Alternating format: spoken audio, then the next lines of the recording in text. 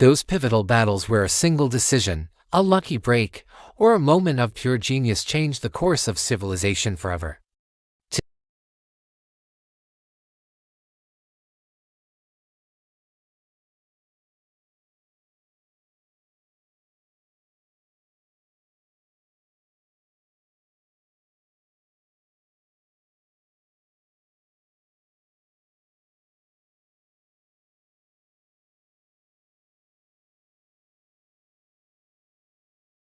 Standing in his way is a tiny coalition of Greek city-states, and their first line of defense is a narrow coastal pass called Thermopylae.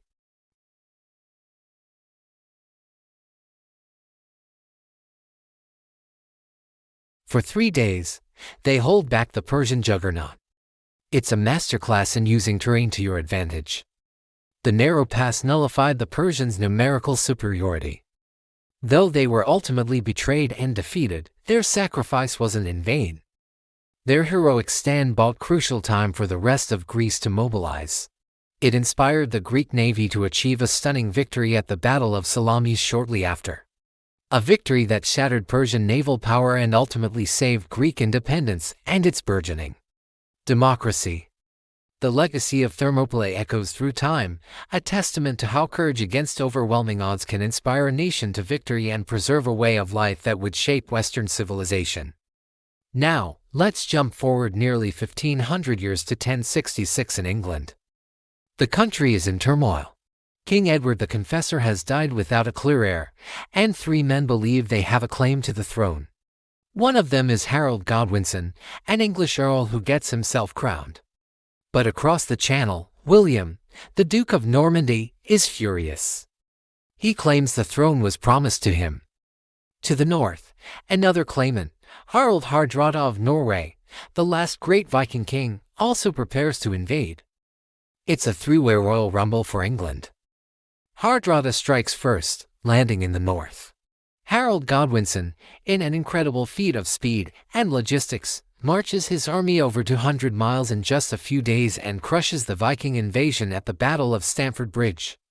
But there's no time to celebrate. Just days later, news arrives: William of Normandy has landed on the south coast. Harold is forced to turn his exhausted army around and march all the way back down. The two armies meet near a small town called Hastings. The Battle of Hastings rages for a full day, a brutal, seesaw affair. The English form a formidable shield wall on a hilltop, repelling wave after wave of Norman cavalry. It looks like a stalemate. But then, a crucial moment. The Normans feign retreat, luring parts of the English shield wall to break formation and give chase. This creates gaps. As the battle nears its end, an arrow, seemingly fired at random, strikes King Harold in the eye, killing him. With their king gone, the English resistance collapses. William the Conqueror marches to London and is crowned King of England on Christmas Day. This single battle completely reshaped England. It ended Anglo-Saxon rule, introduced Norman French culture and language, and established a new, powerful monarchy that laid the foundations for the modern British state. The English language you and I are speaking today is a direct result of that Norman conquest, a rich blend of Anglo-Saxon and French. Let's move to the New World, to the year 1777. The American Revolution is underway, but things are not looking good for the colonists. The British have a plan to crush the rebellion once and for all. They aim to send an army down from Canada, led by General John Burgoyne, to meet up with another British force in New York City. This would cut New England off from the rest of the colonies, dividing and conquering the revolutionary movement. It was a brilliant plan on paper. But Burgoyne's march south through the dense wilderness is a logistical nightmare. He's slowed by rough terrain and harassed by American militia. Near Saratoga, New York, he finally confronts the main Continental Army, led by General Horatio Gates and the brilliant field commander Benedict Arnold. Into fierce battles, the Americans, fighting on their home turf with passion and skill, managed to surround Burgoyne's entire army. With no hope of escape or reinforcement, General Burgoyne is forced to surrender his nearly 6,000 men. The Battle of Saratoga was more than just a military victory, it was the turning point of the entire war. News of the American triumph reached Europe and convinced France that the colonists actually had a chance to win. The French, eager for revenge against their old rival Britain, officially recognized the United States and entered the war on the American side. Their financial aid, their soldiers, and most importantly, their navy, were absolutely critical to the final American victory at Yorktown. Without Saratoga, there might not be a United States of America. Now, let's fast forward to World War II, June 1942, in the middle of the Pacific Ocean. 6 months after the devastating attack on Pearl Harbor, the Japanese Empire seems invincible. They've conquered vast territories across Asia and the Pacific. Their next target is a tiny American outpost, Midway Atoll.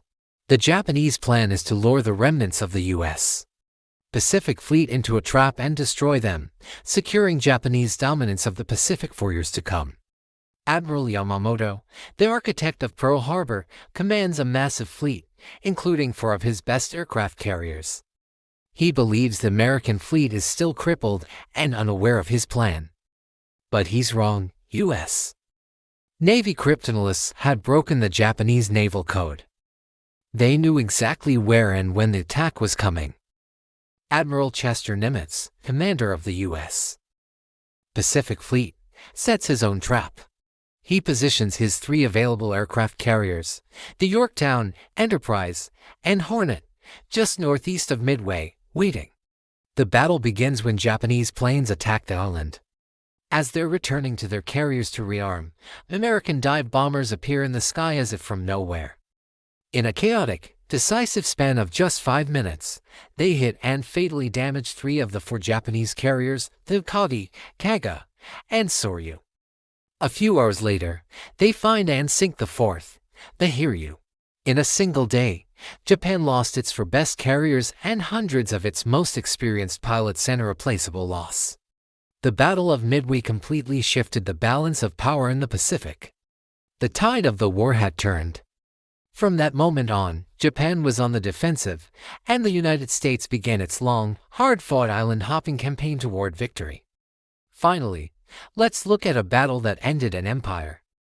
It's 1815, and Napoleon Bonaparte, the man who had conquered most of Europe, has escaped from his first exile and returned to power in France. The nations of Europe quickly form another coalition to stop him.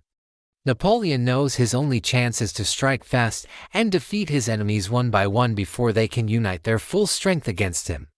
He marches into what is now Belgium, targeting the British and Allied army under the Duke of Wellington and the Prussian army under Marshal Blücher.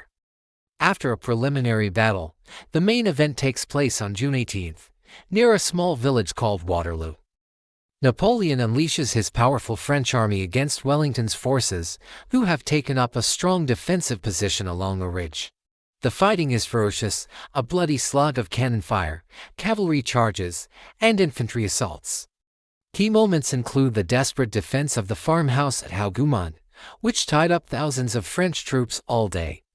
Wellington's line bends, but it never breaks. He famously prays for night or the Prussians to come. Just as it seems Napoleon's elite Imperial Guard might finally break the British center, the Prussians, who Napoleon thought he had defeated, arrive on the battlefield and smash into his flank. Caught between 2 armies, the French army panics and dissolves. Napoleon's last gamble has failed. The defeat at Waterloo was final. It ended his 100-day return and his reign as emperor forever. It brought an end to 2 decades of near-constant warfare in Europe and ushered in a relatively long period of peace, often called the Pax Britannica, where Britain became the world's dominant power. The map of Europe was redrawn, and the age of Napoleon was over.